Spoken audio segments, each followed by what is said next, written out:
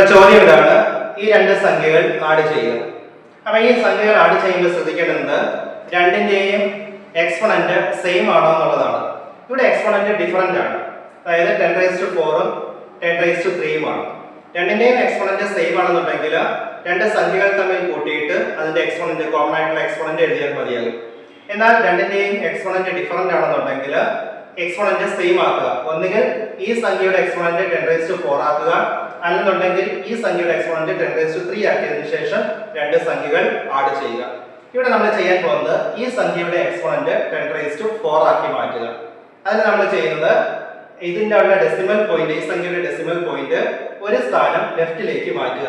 അപ്പൊ ഇവിടുത്തെ പവർ ഒന്ന് കൂടും, എക്സ്പോണന്റ് ഒന്ന് ഇൻക്രീസ് ചെയ്യും. അപ്പൊ നമുക്കൊന്ന് ചെയ്ത് നോക്കാം. 0.785 into 10⁴ എന്ന് വരും. അപ്പൊ ഈ സംഖ്യ എന്ന് പറയുന്നത് 4.35 into 10⁴ എന്നായി. അപ്പൊ ഇത് തമ്മിൽ ആഡ് ചെയ്യുക. ആഡ് ചെയ്യുമ്പോൾ 5 + 0 5 + 0 5, 8 + 5 13, remaining 1, 7 + 3 10, 10 + 1 11, remaining 1, 4 + 1 5. അപ്പോൾ ആൻസർ എന്ന് പറയുന്നത് 5.135 into 10⁴ ആണ്. അപ്പോൾ ആൻസർ ഓപ്ഷൻ സി ആണ്. ഈ ഒരു പ്രോബ്ലം നമുക്ക് ഈ ഒരു നമ്പറിന്റെ എക്സ്പോണന്റ് 10⁵ ആക്കി വേണമെന്നുണ്ടെങ്കിൽ ചെയ്യാം. നമുക്ക് അതൊന്ന് നോക്കാം.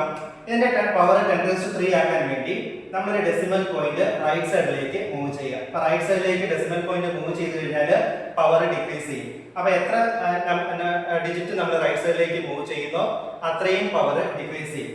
അപ്പൊ ഇതിന്റെ റൈറ്റ് സൈഡിലേക്ക് മൂവ് ചെയ്ത് കഴിഞ്ഞാൽ 43.5 into 10⁴ എന്ന് കിട്ടും. സോറി 3 എന്ന് കിട്ടും.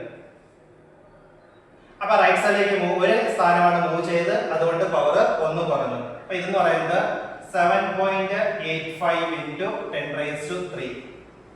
ആഡ് ചെയ്യുമ്പോൾ 5 ഇവിടെ 0, 5 + 0 5, 8 + 5 13, remaining 1, 7 + 3 10, 10 + 1 11, 4 + 1 remaining 1, 4 + 1 5, 51.35 into 10⁵ കിട്ടും.